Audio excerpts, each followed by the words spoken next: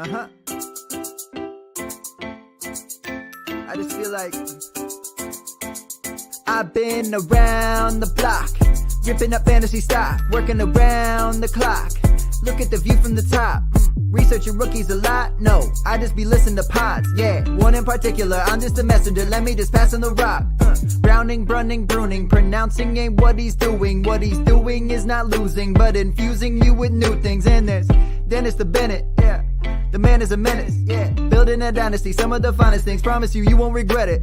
Sly as a fox, cultured in pop. Give him his props. Here is a thought, here is a box. And you cannot compare them at all, so don't even try. Careful with the news, but when you use a take, I take up Tony Fire. I mean Dyer, because anyone else is a huge mistake. Whoa, fantasy round table, fantasy round table. Yeah, fantasy round table. Come take a look at the crown, baby. Hey, fantasy round table, fantasy round table. Woo, fantasy round table. Come take a look at the crown, baby. Go. Hello and welcome to another episode of the Fantasy Football Roundtable Podcast. It is Friday and we're going to continue our unit grades by taking a look at running back rooms in the NFC, which ought to be a lot of fun. But hey, Dennis, for the first time since mid-February, if you go to the website and look up an NFL schedule, it will be populated with something.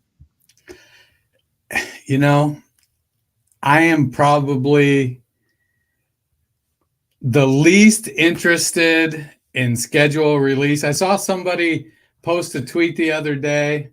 It might have been Mike Clay or somebody, and they're like, rank these 5 things. And it was the combine, the draft, rookie mini camps, schedule release, and something else. And schedule release was 5th for me. And I don't even remember the 4th one.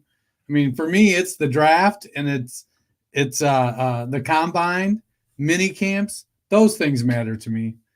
Schedule, it only matters, in season when I need somebody on a bye week.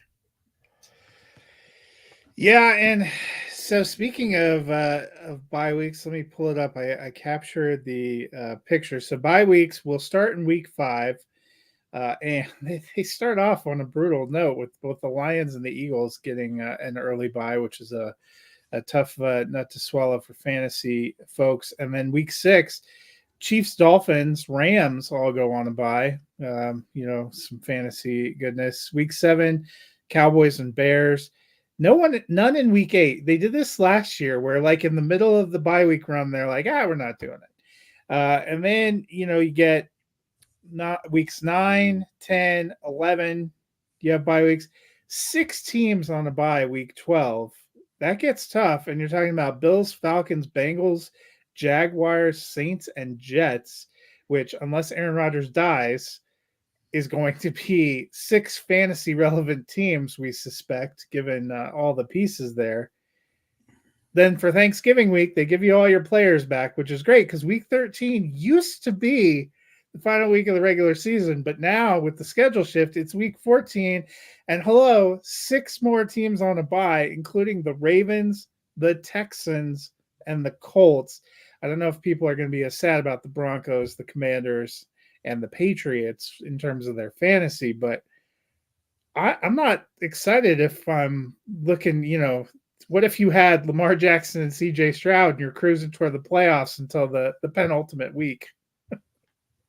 Well, I think that it sounds like in redraft, bye week stacking week 11 might be a good thing. Build yourself a powerhouse team.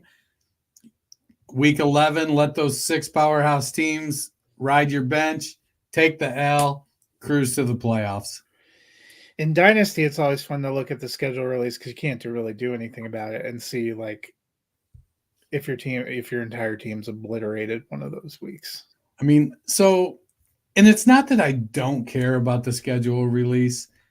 It's that, we've just come off of, I think we averaged somewhere around 75 to 100 rookie profiles at Dynasty Nerds that we're editing and mock drafts every couple, 3-4 weeks.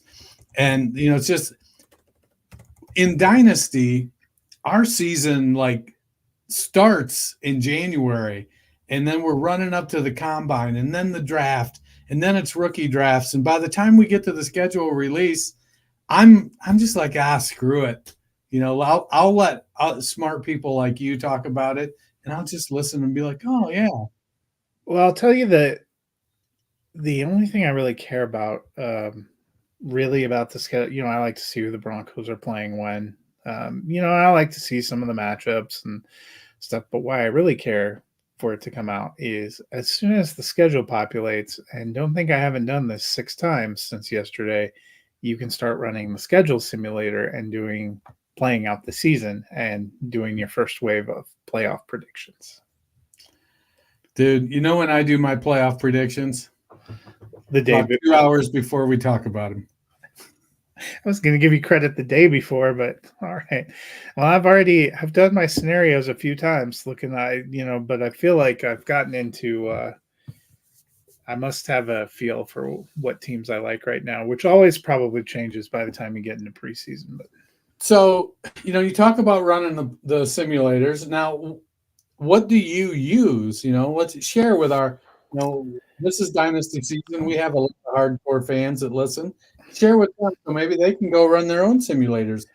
Yeah, there's a site called playoffpredictors.com, which is what I usually go to and run like a million times. And they have the full NFL schedule in there, and you can run it to your heart's content week by week going through. You just click the boxes and pick the winners, and it tallies it for you. And then at the end, it tells you what the 14 playoff teams would be based on the season you played out. And then you can play out the playoffs and see how you're feeling about what seeds might be where and where things might fall. And, you see the games and the tough weeks. You get to the end, you can see what records you compiled for teams and figure out teams you obviously just were never prone to pick, and you need to be more reasonable about the fact that what did Matt a couple of years ago had some teams going 0-17. Going 17. He's like, maybe I need to go back and adjust some of that, because realistically, I mean, you'll have 1 or 2 teams maybe get to 13 wins, but 11, 12 wins is more likely, your playoff range teams. So the first time you go through it, you probably are too high and way too low on the golfs, but some trends start to emerge. And honestly, in a couple of weeks here, we'll do our current power rankings, after we finish unit rankings. And based on when I was looking at records and how teams finish and where they finish, that's not too far off of what my first pass of power rankings was. So it's May 17th. Mm-hmm. You've already ran several simulations. Who's your early? So 2 questions. 1, what's your early prediction for the Broncos? Because I know that's your team. And 2, who's your early Super Bowl matchup? So a lot of them based on playoffs and stuff. I've had the Lions and the Texans. As a Lions and a Buckeyes fan, I'll take it. Yeah, I mean, those are teams I like too. So we'll see how some of it meters out. But I think the Lions don't have a fairly favorable schedule, and if they end up in that 2 seed, which is a lot where I've had them dropped, I think they could have a pretty favorable playoff track too, based on the teams. Do you remember where their strength of schedule was? Wasn't it kind of middle of the pack, or was it up there a little higher? I don't really go by that. Strength of schedule is a lot based on how teams finished the year prior. So some of those teams have fallen off greatly, but Broncos, I always have them as a top 3 pick. Most of the time I have them as the number 1 overall pick, if that gives you. I think they're 3 or 4 win team. I love your optimism. No, I mean, I don't see it. I actually think there's a possibility that outside of the Chiefs, no one in the AFC West wins 6 games. I'm not real high on the Raiders. I think they're trying to build something in the Chargers, so you have to give them like a year. But I I don't know that there are a lot of favorable matchups. I think if Rodgers stays healthy, the top of the East is pretty tough. The entirety of the North is pretty tough. And actually, you have some frisky teams in the South. The AFC West has become the worst division in the AFC. I don't think it's particularly close. Yeah, that I don't disagree. So there you go, fans, friends. A little insight into Matt's process. Yes, and by the time we actually reveal our predictions, I'm sure I will have run that simulator 200-300 times. I also like it. It's when you're stressed out waiting for your draft pick to come up, which apparently we're doing a lot right now in some of our drafts. It's a good way to kill 15-20 minutes. So let's transition. We are going to continue our look at units. We are going to be looking at the NFC running back group today. Looked at quarterbacks the last two. Now we're doing NFC running backs today, AFC running backs on Tuesday as we make our way through these groupings. So what we do, we go 16-1. Dennis, I will let you kick it off. Who is your group number 16? Mine, and bless his heart, mine is the Dallas Cowboys. I think it's the Cowboys and Zeke are a match made in mediocrity. I don't think Rico Dowdle is going to push much, and you've got who's the little guy again? Deuce Vaughn. He's going to be a little bit of a gadget special teams guy. Snoop Connor, I thought there may be some potential there a couple of years ago when he first came out, but him and Ja'Shawn Corbin both. Oh, wait, Corbin's on the Giants. Him and Malik Davis. They just don't have any depth. Zeke is old.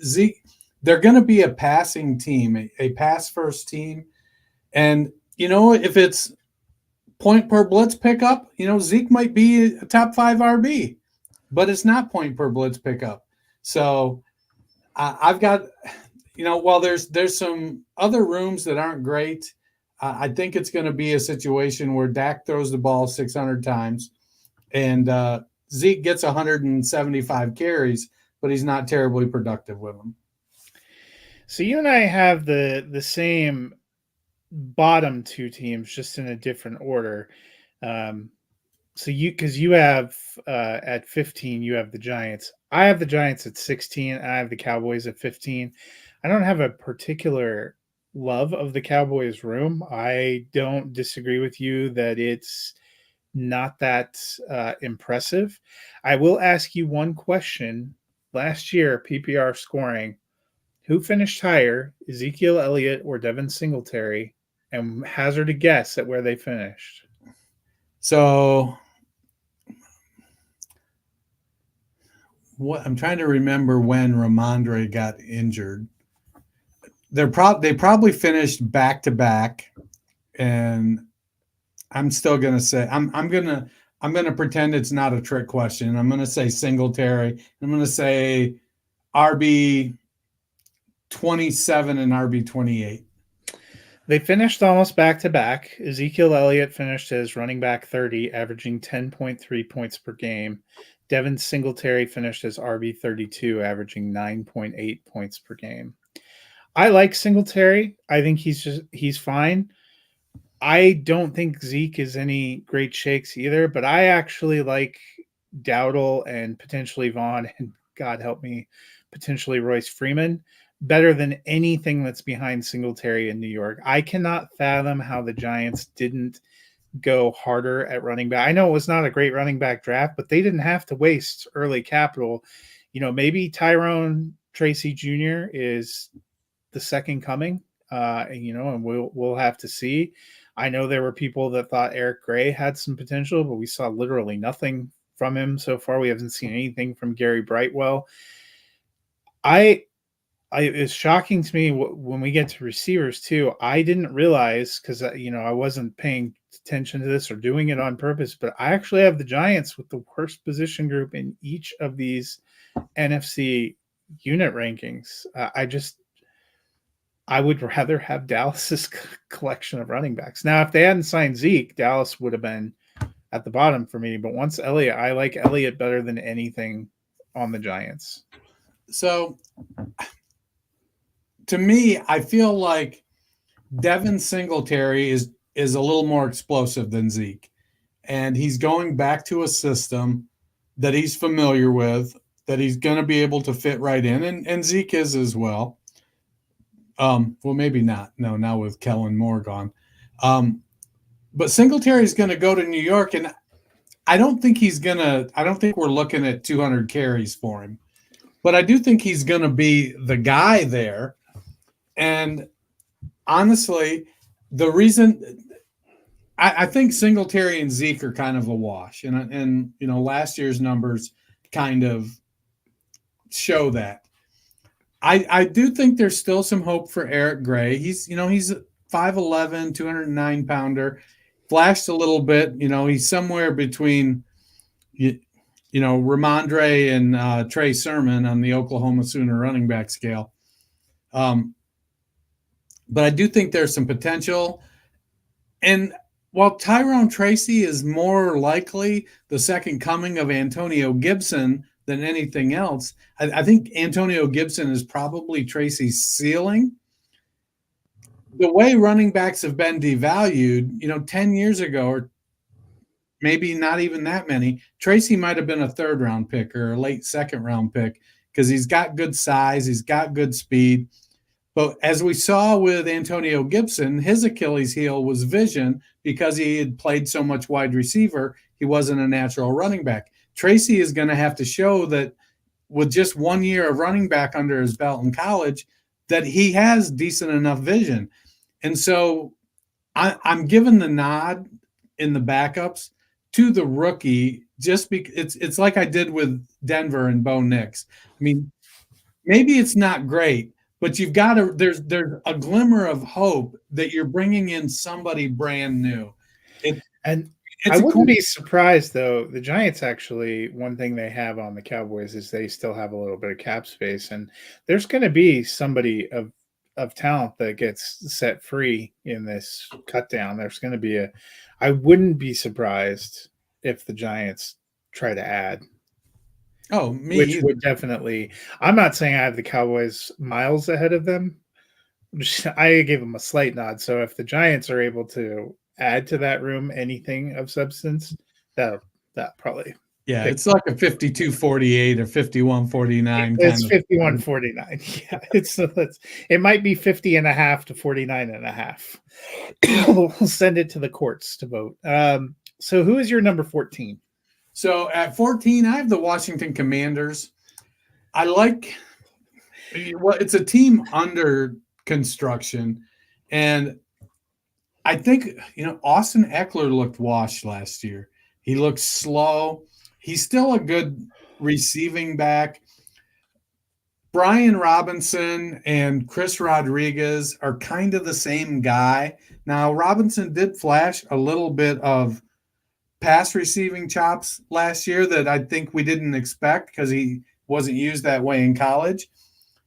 But neither one of them, Robinson or Rodriguez, are very explosive. And now with Eckler, who, he was an undrafted free agent for a reason, and God bless him for turning, that chip on his shoulder into a great career. He's got a ways to go to get back. And he's in a new team, new offense. Maybe something happens there, but it just looks like a backfield full of plotters. Yeah, and so I think the one takeaway anyone listening can take early on is outside of Philadelphia, you do not go to the NFC East for good running back play probably this year. I don't have Washington much higher than you. I have them at 13, just one spot higher. Maybe I still hold out a little bit more hope for Eckler and Robinson and Chris Rodriguez with Anthony Lynn coordinating the running game there. My number 14 is the Minnesota Vikings. I love Aaron Jones probably as much or more than the next guy, but Aaron Jones has struggled to stay healthy. Now, the last thing we have in our minds is that incredible playoff run that he pulled off for the Packers, and he looked great and he looked resurgent, and we've seen him do it over the last couple of years in short stretches. Can he do it over the long haul? How good is this Minnesota offense going to be? Can he stay healthy? And behind him, Ty Chandler, people said he was going to be a thing last year. We saw a few flashes, wasn't great. I don't know that I'm trusting Miles Gaskin, it's been a few years since we saw any flashes, or Kene Nwangawu, who feels like he's a little bit more of a special teams player there. We saw nothing really of substance from Dwayne McBride. I just don't think they have as much depth, and I have more injury concerns about Jones. So that's why I have them at 14, then had Washington at 13. So, Dennis, who do you have at 13? I just did a quick swapperoo as I'm sitting here looking at the depth charts, and I ended up dropping Minnesota down to 13. I'm an Aaron Jones fan. Ty Chandler, honestly, the Aaron Jones signing to me didn't make a ton of sense. I think it's only 1 year too, which means that they don't have a lot of faith. And I mean, Ty Chandler looked pretty good. I mean, he deserved to be the one they kept over Alexander Madison. They have, Nwangu, I agree. He's a special teams guy, returner, gets the occasional backfield touch. But Dwayne McBride, who they have, when he came out of college, he's not the fastest guy, but he's got some of the best contact balance of any back coming into the league over the last several years. He's got good size. I think he's 5'11", about 215. And you're not going to bring him down just by bumping into him or throwing an arm at him. So I feel like McBride is probably a guy that's going to climb up the depth chart. And when Jones gets injured, because it's probably likely that he does, I think McBride is going to step in. And while Jones is going to, he's a great pass receiver, I think Chandler kind of slides out into that role a little more, and McBride takes on a little bit more of the early down work. And I think they can become a formidable duo. And if they play well, they're both young enough. They've got I think McBride, he was signed as a free agent, so his contract would need to get some work done. But Chandler has been there. Gosh, he was a second-round draft pick. No, McBride was McBride they drafted last year. McBride was a 7. Chandler was a 5th. So they're both under contract for another year to a couple of years, and it's a chance for them to kind of establish sort of that they're the guys there. They've been, O'Connell's been there a couple of years, and they could really provide J.J. McCarthy and, theoretically Sam Darnold with a solid backfield for the next 2 or 3 years, which that's me talking myself into moving them back up, but I'm not gonna. I just feel like Chandler and McBride are getting a little bit of the short shrift. They do have some potential there, both being young. So who do you have then at number 12? We seem to be going back and forth with these, 2-team sections here. I've got Tampa, and I actually moved Arizona up ahead of Tampa. Tampa's got Rachaad White, who's been great for fantasy the last couple years, but he's not efficient. And, the team is this feels very much like a use him up and spit him out kind of back. And if he doesn't get more efficient this year, I don't think you're going to see him around much more after that. They got Chase Edmonds, who's pretty much shot. And they drafted who's that cat they Bucky drafted? Irving. Who? Bucky Irving. Yeah, I'm not sold on Irving. He's a good pass catcher, but he's small and he's slow, and we'll see what happens.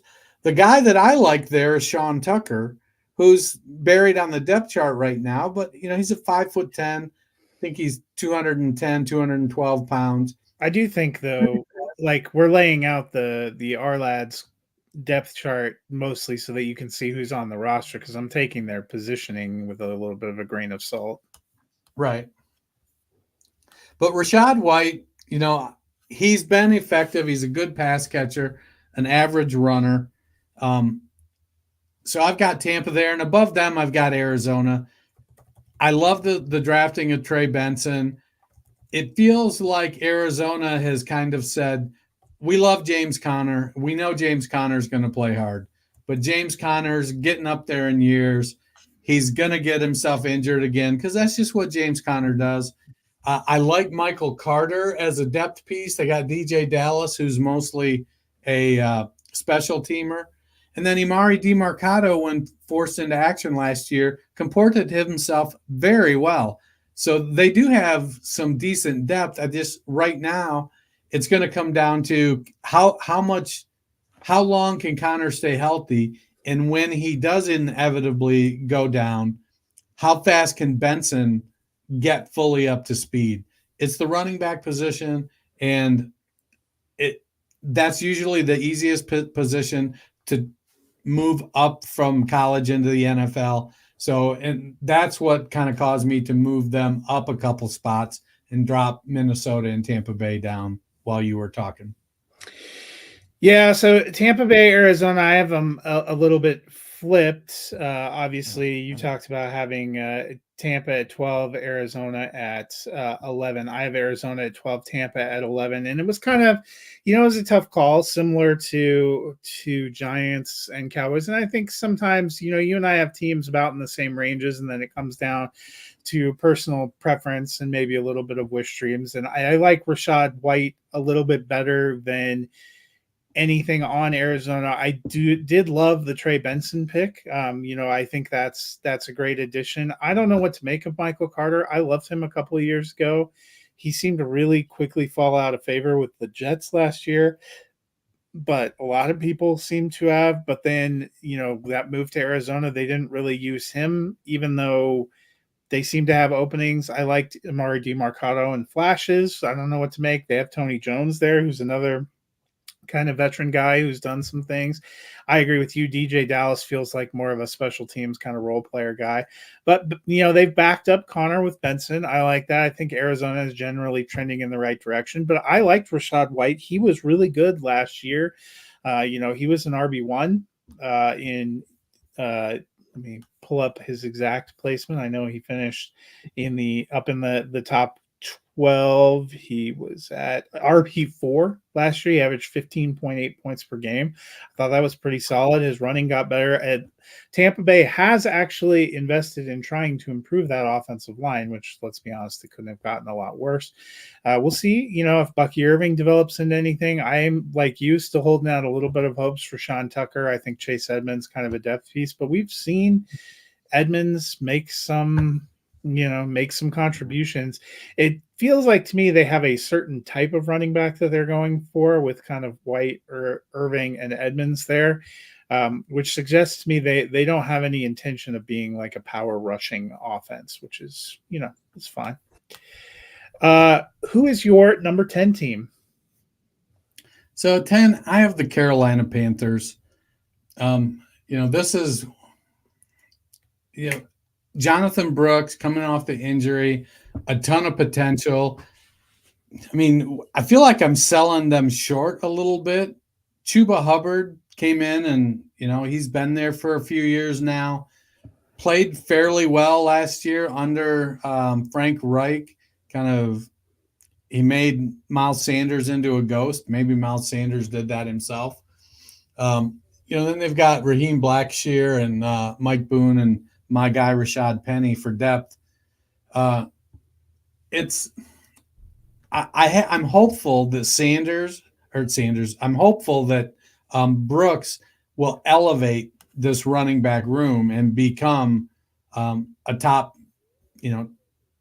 15, top 12 guy. And Hubbard can be the solid backup that he's really designed to be. Who knows what's going to happen with Miles Sanders? He had a great year a couple seasons ago, changed teams. It took him, 4 years to have a great year in Philly. Then he changed teams, and it's like his rookie year all over again. It was so bad. It's so I've got the Panthers. It feels like with the addition of Robert Hunt, and I forget who the other guard they added to the offensive line, and Bryce Young not being a great passer last year, it feels like they're going to try to run the ball a lot. Whether or not Brooks at just over 200 pounds holds up very well is a completely different story. He's coming off an injury, so he'll probably have a slower start to the season. They'll try to work him in, make sure he's comfortable. Brooks is the most talented back there, by doubt about that. I could see if things go right this year, Brooks could be 3 or 4, or Carolina could be 3 or 4 spots higher next year. Yeah, I also have the Panthers at 10. I agree with a lot of what you were talking about there. There's some interesting pieces. Let's see how healthy Brooks can come back, what the roles are.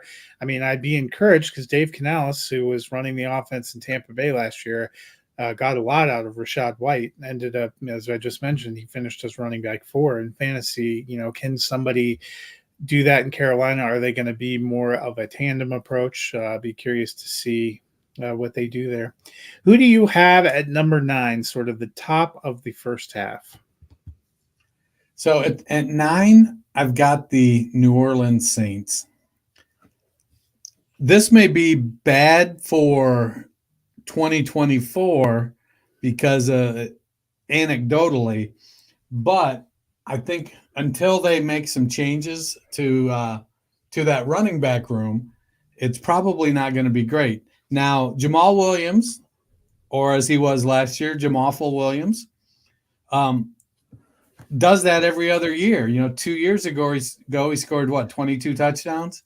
He had 700 plus yards, I think. So when he was in Green Bay, he was an every other year guy. Goes to Detroit and every other year. Comes to New Orleans, it was the other year. Now it's every year. So let's get him. There's a chance that Jamal Williams bounces back this year because anecdotally, we've seen him have great seasons every other year. I still believe in Alvin Kamara.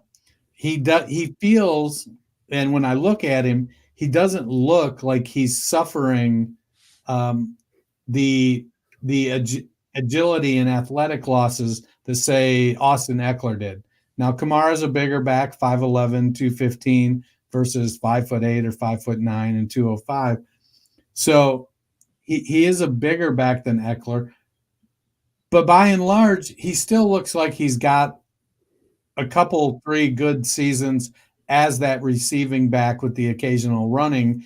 And we've seen Kamara be super effective in that receiving role and at the goal line as a runner. So he could probably have 4, 5, 6 rushing touchdowns with only 400 or 500 yards. And then Kendre Miller, can't be a total loss, not just yet. They don't have much as far as depth after that. A reclamation project in James Robinson, and to be fair, a couple guys I haven't heard of. So, you're not a Jordan Mims stan? No. Number 9 for me, I have the Seattle Seahawks. I like Ken Walker. We had a lot of high hopes for Zach Charbonnet. Didn't see a ton as a rookie, but the potential is there. Both those guys are also a little injury prone, and they don't have a lot behind them. If I end up seeing Kenny McIntosh rolling out as my starting running back, I'm probably not feeling great about my team's chances. So a little bit of depth. Also, little unsettled about what that backfield is, so I dropped them down a little bit. I have the Saints up a little bit higher than you. I noticed Seattle is your number 8, so you weren't that much higher than me on them. Yeah, I mean, I want to be, but with the new offense, the new offensive coordinator, new head coach, Walker is a very explosive back. Can catch the ball a little bit. We've got to see him be more consistent to be able to really own the job. Zach Charbonnet is a bigger back, but he's better in the passing game than Walker. But he does kind of have jag tendencies. So that makes me a little bit nervous. They let DJ Dallas and, I forget who the other depth piece they had out of my University of Miami, Travis Homer. They've had a couple guys that have played surprisingly well when called upon. Now they've got Kenny McIntosh, who didn't do squat, performed very poorly at the Senior Bowl and the Combine last year. And then when he got to the NFL, he just never quite put it together. He fell to the 7th round in the draft, which surprised some. Dynasty Nerds had some feet on the ground in Mobile, and I got to be honest, McIntosh didn't get great reviews either from his field time or his personal interactions. So we'll see. McIntosh in college, phenomenal pass catcher. There's a potential that this ends up being a split backfield if McIntosh clicks in this offense. He could be the passing guy. George Halani, Tamarick Williams, Kobe Lewis, we're looking at rookies after that are likely to be special teamers. I think if given the opportunity, though, Walker or Charbonnet could potentially – I think Walker could be a top 12 running back and Charbonnet could be a top 20. I just don't see them both doing it in the same season. Yeah, so for me, my next at 8, I have the Chicago Bears, and then I have the Saints. You have them at 9. I have them up at 7, and I know you have the Bears at 7. I have them down one spot at 8. I loved what we saw from DeAndre Swift last year in Philly. I don't know if Chicago's offense is going to be as robust, and can he continue to stay healthy. Khalil Herbert, we've seen some flashes. I've long had some hopes for him, and I think he might be on the verge of getting kind of phased out going into a contract year. I wouldn't be surprised if Roschon Johnson jumps him this year, although he's still something of an unknown quantity. And then they kind of have Travis Homer, probably more of a special teams role player. I just like the trio at the top of New Orleans. I know we did not see a lot from Kendre Miller last year, but curious to see what he does in year 2. I still think Alvin Kamara is a great weapon, and Jamal Williams hopefully will be healthier this year. I like that trio a little bit more, so I have them just a notch over the Bears. Yeah, I had the Bears at 7. I do think that Khalil Herbert has shown that if he's got to be the guy, he can be the guy. And he's also shown that we're unsure, can he be the guy for 17 games? But I think we also have that same question about DeAndre Swift. Last year was a real good year, but in Detroit, he had the tendency to get dinged up. I'm excited for what the Bears backfield might do this year. Unfortunately, when you go 3 deep like they do, it could be a situation where, it's just hard to rely on any of them for fantasy. Hopefully we can get to where one of them, i.e. DeAndre Swift, is getting 60% of the snaps. And then if something happens to Swift, whoever comes in pushes to that same level. But there's a lot of talent in that Bears backfield. Yeah, I mean, there's a lot of talent and potential. I think there's a lot of talent and potential all over the Bears. They've been one of the teams that I've probably gone back and forth on the most when I've done my schedule iterations. And I know some people think they're, potentially a 10-11 win playoff team. I don't know if I go that far, but if everything breaks right, they have a heck of a lot of weapons now at running back, at receiver, at tight end. So be interesting. So that was our 7s, right? What? Yep. So at number 6, I'm checking in with the Rams. You've got the Rams at 6 as well. We have the so same why team. You got them at 6? Yeah. I loved Kyron last year. I loved the explosion of Kyron Williams. I know he missed a chunk of games, but he was incredible when he was on the field. And I thought they backed that up by bringing in a cool draft choice in Blake Corum. We don't always see rookies have a big role with the Rams, so maybe he won't. But I also wonder what we've got in Zach Evans. We liked him as kind of a late round sleeper pickup. Didn't do a lot in his rookie year. They added Boston Scott, who's a solid veteran. Ronnie Rivers was a good contributor before he got hurt last year. So I think they have some interesting guys all behind somebody who was incredibly explosive last year. Kyron Williams finished as RB7 despite missing, I think, 5 games. He averaged 21.3 points per game when he was in there. He had 4 games with more than 25 points. So it's a good backfield, and I think it's actually a pretty good offense. The Rams were maybe a little bit surprise playoff team last year. I think they could be a strong playoff team in 2024. Yeah, I think they're in a situation where if Cooper Kupp is healthy and you've got Kupp and Nakua, and then adding that depth of Blake Corum to that backfield, it was I don't, travesty might be too strong a word, but I mean, they brought in Royce Freeman and Darrell Henderson off the couch last year when Kyron Williams got injured. The challenge with Williams is that as good as he is, he's a 199-pound running back that gets a ton of volume, and everything has to line up on virtually every play for him to continue to be that productive. Now, I will say my expectation based on their drafting is that if something happens to Williams, I think Blake Corum steps right in. We saw them last year with the guys they put in, gave them the volume. It's like the 49ers. That would make the most sense. It's just the question, like, it feels like Sean McVay has something about not using his rookies even when they go decently high.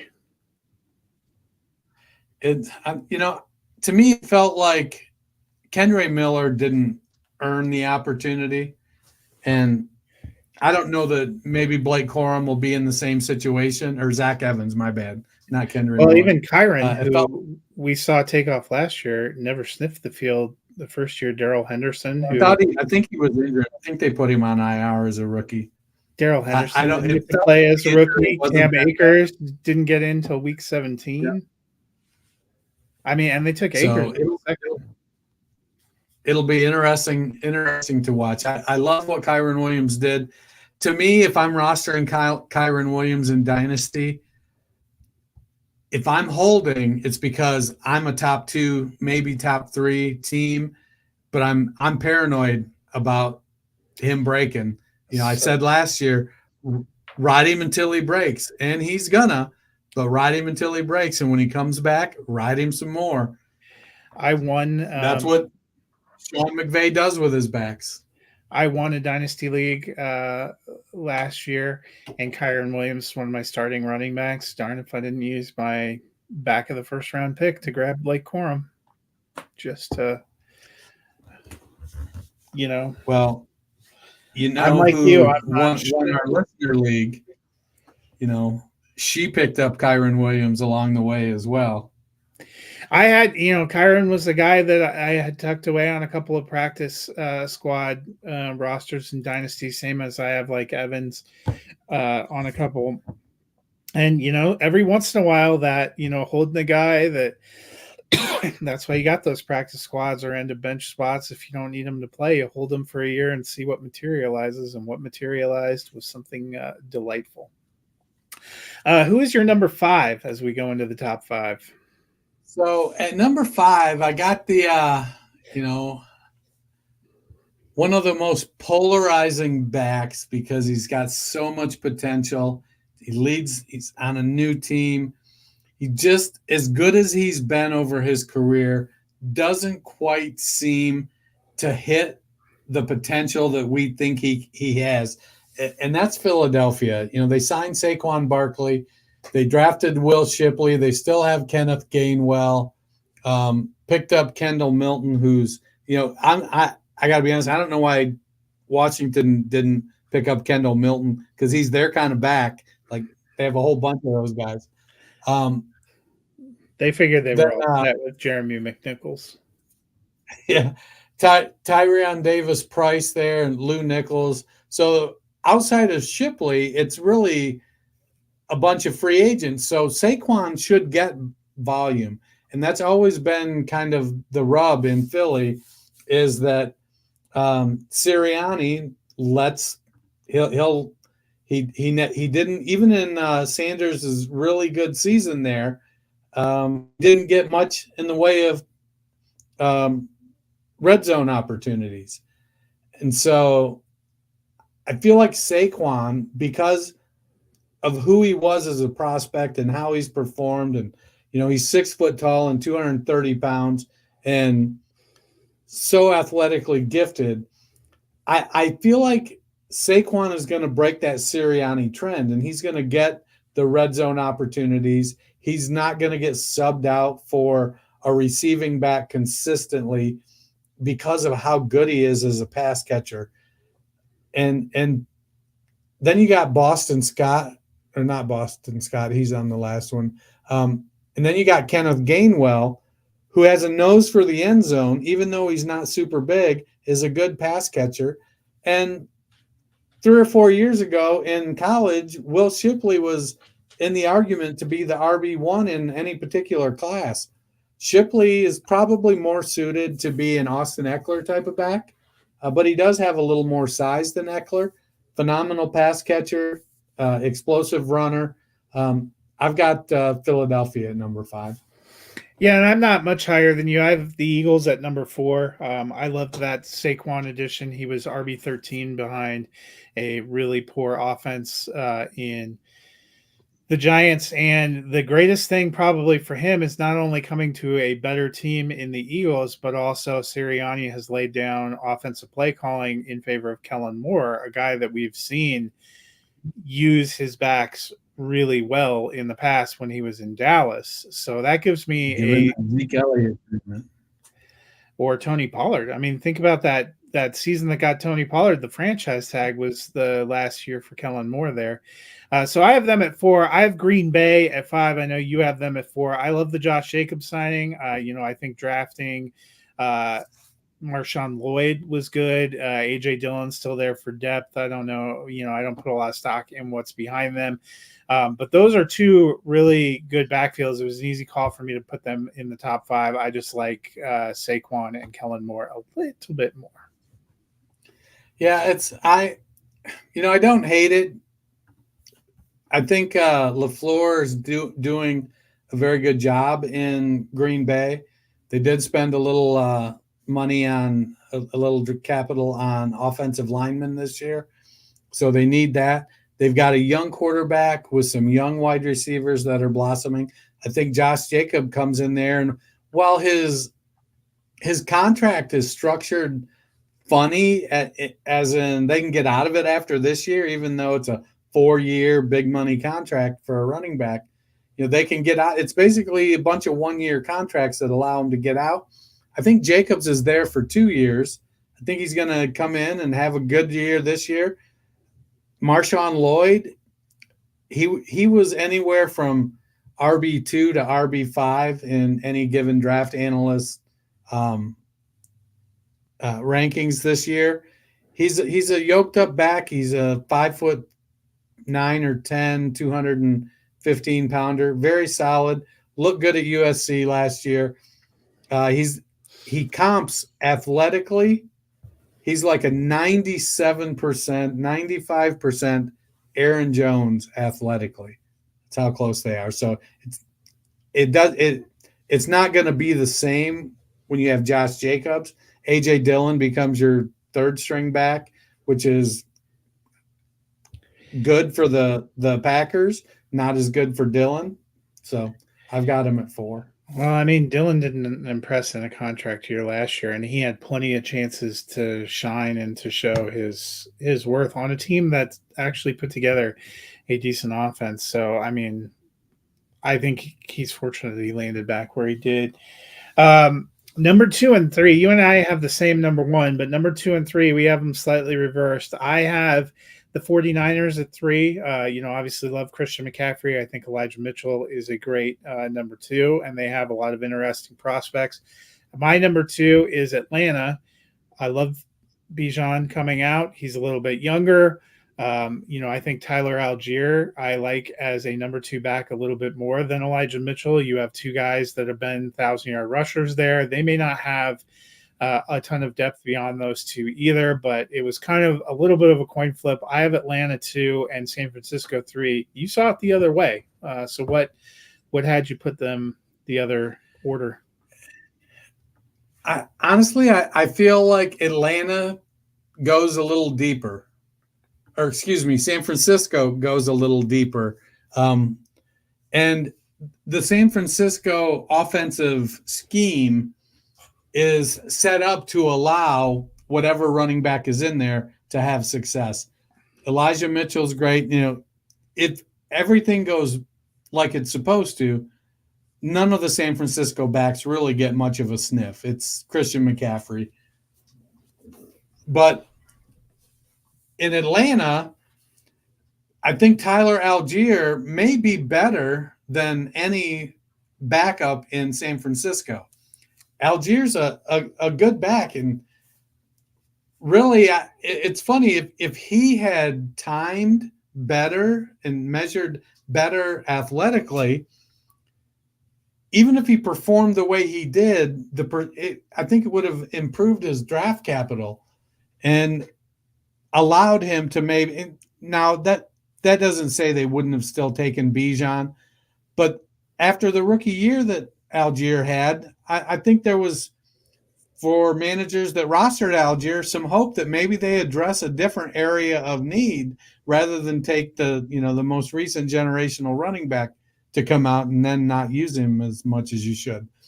But for me, I'm going to, all things being equal, I think and they're pretty close to equal. I think that the San Francisco scheme is what I give the edge to. Which, it's fascinating. I put Atlanta above San Francisco when we were looking at the units, and you put San Francisco above Atlanta. And when we had our dynasty rankings, I had Christian McCaffrey over Bijan Robinson. So, maybe our arguments are working too well on each other. Right. We both have the same number 1, and it is the Detroit Lions, the team that, I still One like. pride, baby. A Super Bowl contender again this year. They don't have a good number 2 running back. They have a 1A and 1B in Jahmyr Gibbs and David Montgomery, and they were both excellent. Both of them finished inside the top 20 in PPR scoring last year. Gibbs was 10. David Montgomery was 17. I love the pairing. I love them in the offense. And that was enough for me to vault them up to 1. Dennis, you felt similarly, I see. Yeah, my homerism made me look for reasons to put San Francisco in front of them. And in the end, I just felt like, David Montgomery, is he going to break a 90-yarder? No. But he'll get you several, he may not break a 90-yarder, but he'll get you 8 10-yarders. And there's value there. And he's going to punch it into the end zone. He's a solid back. Does phenomenal in the passing game, both receiving and blocking. And Jahmyr Gibbs has shown that he can handle a decent workload running the ball inside. And he's so explosive. He's such a good pass catcher. More than once last year when you were watching the Lions, Jahmyr Gibbs would get the Lions down, and it looked like the coaches were going to swap him out for Montgomery because they wanted the big back to hammer it in there. And Montgomery waved him off and said, no, Gibbs got him down there, let him get the touchdown.